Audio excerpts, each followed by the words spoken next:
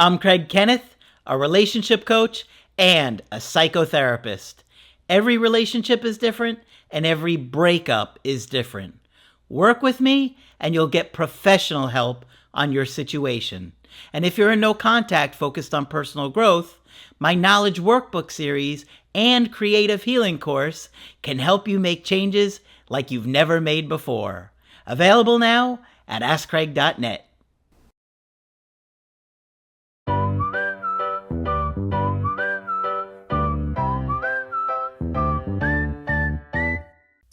Hi there, I'm Coach Craig Kenneth. And I'm Coach Victoria. And in this video, we're going to be talking to you about the risk of putting yourself out there. It's scary. It's scary out there in the dating world. Yeah, it is a real challenge to put yourself out there to try and meet somebody new because there is a big fear of rejection. Mm-hmm. A lot of people get so tired of making an effort to meet somebody new and just constantly get rejected. And I think a lot has changed in the last 10 years or so because of dating apps. And it's so much more challenging for men in certain areas than it is for women. I'm not saying that women don't have their challenges with dating. They certainly do. But for men, you swipe right on everybody and you hardly get any matches. But for the women, essentially almost everybody you swipe left or right on, you get a match with. Right. And it's hard because especially on the dating apps, you can see a lot of that struggle, but there can be a lot of just questioning on those initial early stages of getting to know someone. What are they thinking? Are they interested in me? Are they not? Would we be compatible? Are we even going to get to the point where we're having each other's numbers and texting and going out on a date? How far is this going to go? So there can be a lot of questions and uncertainty, especially in the very beginning. There can be a lot of risk because especially in those early stages, anybody can drop off at any moment. Sure. So it can feel really, unsteady. Yeah, it's really tough. And you really learn a lot about yourself and who you are and your insecurities when you're first putting yourself out there and going on dates or making an effort to meet somebody new. But I think it would be interesting if women got to see what it was like for the men in those early stages of dating, like trying to talk to somebody and constantly getting rejected, right? Sometimes you'll see the woman be like, I created as a profile as a man and I hate women already. Right? But what's hard is that on the opposite side, I could see that there are men that will send unsolicited genitalia, So I could see why women have been a lot more apprehensive, especially recently, especially with modern dating, because anybody can say anything to anyone online. And so women are often just the victims in those situations, which make them very jaded and make them less trusting of men overall. I think that's a huge generalization, but putting that out there. Yeah, I just think that there are so many new challenges to modern dating and people are just getting frustrated and exhausted. And I think they're, in many cases, kind of giving up on it for different reasons, right? Like I said, a lot of guys are exhausted by constantly trying to swipe right and hardly getting any matches. And then the women are complaining about when they do swipe right on a guy and they meet him, he's avoidant and he's coming on strong for 5 months and then he disappears and ghosts them. Right. And, it's interesting. And we're starting to show some of those reaction videos on the Craig Kenneth Show channel and different examples so you guys can see what's out there. It's not easy. It's not. And so I have an email coaching today with a woman that made an effort to put herself out there, right? And so I thought this was a good one to share. And I'll also add that there are different intricacies within different communities. So you'll see here that there are some things that are specific dating challenges in specific communities. Okay. Hi, Craig. My name is Emily. I'm in my mid-30s and I am in the beauty industry.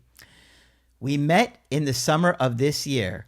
Every time we meet at this reoccurring service, we always talk. She's always been kind, warm, and easy to talk to. But we've never had any conversations out of those small moments.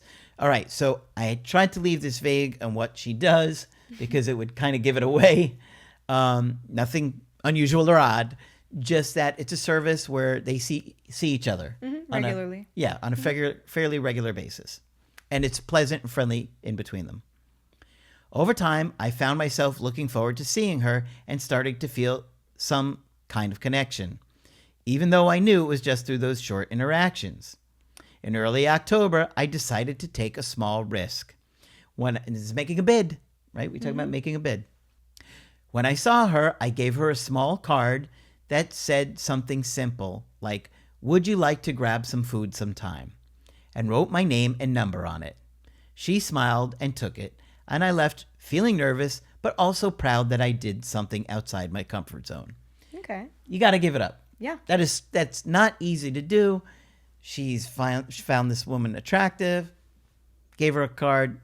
It's cute, it's sweet, and it's not coming on too strong, but it's saying, hey, would you like to grab something to eat sometime? I would say it's polite, it's respectful, it gives her an option. She's offering up her number, so she's not putting her in a weird position where she's like feeling forced to hand over her number and like verify through a call or through, it's giving her the option to engage if she would like to. So I find that really respectful, actually. Yeah, I do too.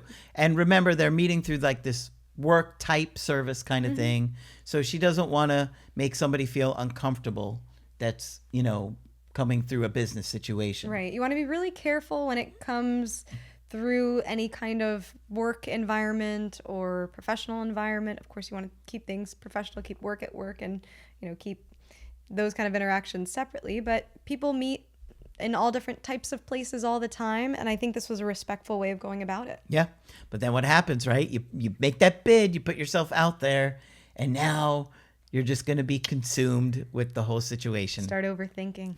Yeah. Let's see what happened.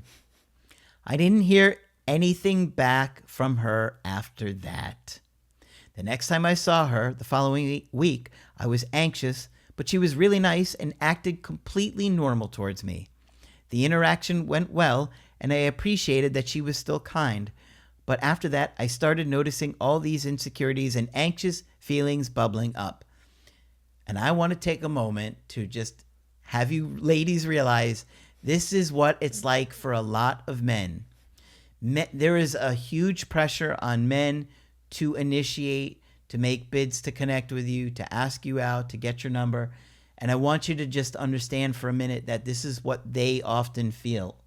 So a little bit of empathy in maybe your approach to, if you're not interested, just understanding that it isn't easy to put yourself out there. Because I think women are so used to having people approach them, they don't really understand how challenging it is for the people that are making the effort. Right. And you could see that this woman here, she's dealing with a lot of uncertainty and a bit more clarity from the other woman's side. And I know it's hard in the beginning. You kind of get that feeling, well, I don't owe anybody anything, right? But the clearer we can communicate, even in these initial kind of interactions, then the less confusion there is later down the line for yourself, for the other person, for everybody. Yep. So. Okay. So what do you think happened? It's like giving her that card made me suddenly aware of my deeper issues. Things like fear of rejection, overthinking what people think about me, and wanting closure or reassurance. This is what it's like for the people that are making bids to connect with you. So just keep that in mind and learn a little bit about what it's like on the other experience, because you might be on the other side of it. One day, and you want people to treat you the way that you want to be treated. Right. And I think there's some nuance here, just it being like a queer pursuit, if you'll call it that. But I could see here there's that extra layer of, is this person also, under the umbrella? Is this person also a part of the community? Could this person also be interested in me? There's also that extra layer of the queer community, having the experiences, the negative experiences that they have had, and that fear of, will this person reject me because I'm making an advance woman to woman? Sure. Will I be seen as perverse or creepy? Right? So there could be that added layer in the nuance within that community. Absolutely. I've been watching your videos while I work, and they've been helping me see patterns in myself that I didn't notice before, especially around attachment, self-worth, and expectations. I've realized that this situation brought up more from my past than I expected, and it's made me want to grow and understand myself better. instead of just focusing on whether or not she'll ever respond. And I love that. I love that she's using this as an opportunity to say, okay, what is this bringing up inside me? Yeah. What insecurities are coming up? Let's take a deeper look and examine that. Absolutely. It's great because you want to work through these things. The two main struggles I'm facing are, one, managing the anxiety and self-doubt that came up after I gave her the card. And two, understanding how to move forward when someone doesn't respond, how to find peace and still show up confidently if I run into her again. I guess my main question is, why didn't I get a response, and what can I do to learn about myself through this? I'd also really like your insight in how to move forward emotionally and mentally without letting rejection or silence define how I feel about myself. Thank you for taking the time to read this and all your work on YouTube. Your videos have helped me start calming my anxiety, and I'm looking at myself with more compassion and honesty. All right, so let's talk about a few of these things. The struggle of the anxiety and self-doubt after giving her the card. Well, this is really some insight for you ladies on what it's like to be a guy. Because I really want you guys to understand it's not easy for men to constantly put themselves out there and not have a woman interested. Or a queer woman. I just want to put that out there Sure. too. You know? But I think the majority of it is in straight guys where there's that big demand. That pressure to pursue. Yeah, exactly. So I just think this is good. Not that anybody can't learn from this. Sure they can. But I think that we're seeing so much pressure on men, and they're getting more and more frustrated because they're not having success on the dating apps. Right? Yeah. I will say that I really like her boldness with taking that step and writing the card. I see that as a huge win. You know, I don't know what her past has looked like, what heartbreak she's been through, but for her to get to that point where she's taking that healthy social risk and say, you know what, I still have so much hope in my future that I'm willing to risk this person not being interested if that means the potential of an opportunity to connect with somebody on that level. That to me alone is healing. Yep. So I feel very excited that she made that move. Yes, there's going to be some feeling of questioning, doubts, anxiety after you take any kind of risk like that, right? Because you're opening your heart up to that vulnerability of somebody saying, no, I'm not interested in The this. rejection. Yeah. Rejection is painful. And we tend to take it personally. We tend to see somebody else's rejection and start to think, well, what's wrong with me? That's right. There must be something broken with me that this other person doesn't like me. And just us as human beings, we're wired to want validation from other people. I think the word validation can get a really bad rap because we hear people doing like attention-seeking behaviors for validation from others. And a lot of times we just look at the extreme examples, right? But validation, it's a normal, healthy thing to want to see the approval of others, to feel good because our community feels good, right? So this can be a positive system for us. Yep. You know, of course, there's extremes to everything, but it's not a bad thing for her to want this other person to be interested and be anxious if that other person isn't, right? Yeah, of course. Yeah, and a lot of people can relate with that. And so she's wondering, why didn't I get a response? And what can I learn about myself through this? Well, why didn't you get a response could be a million different reasons. It could be something as simple as they're not gay. Or even if they are, maybe they have a girlfriend. Maybe they have a boyfriend. Maybe they're going through a breakup. There's a lot of different reasons. And there's no reason to think that any of it has to do with you personally. There's no reason to think that. You guys have nice interactions with each other, and she was friendly afterwards. She may have been, you know, felt good about that card. Even if she was like not really wanting to pursue it, she might have thought to herself, well, this is nice to feel attracted to somebody. I agree that there are a million reasons, and it also takes a certain boldness from the other person too.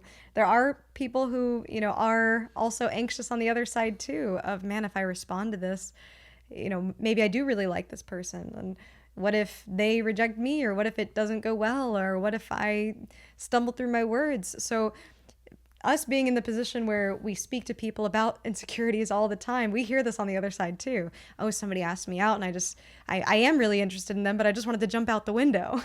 You know, so it's like, wait a minute. It takes boldness on both sides. You can make that bid to connect, and the other person might not have that boldness that you do. Yeah, there's a lot to this that might not have anything to do with you. So try not to take it personal.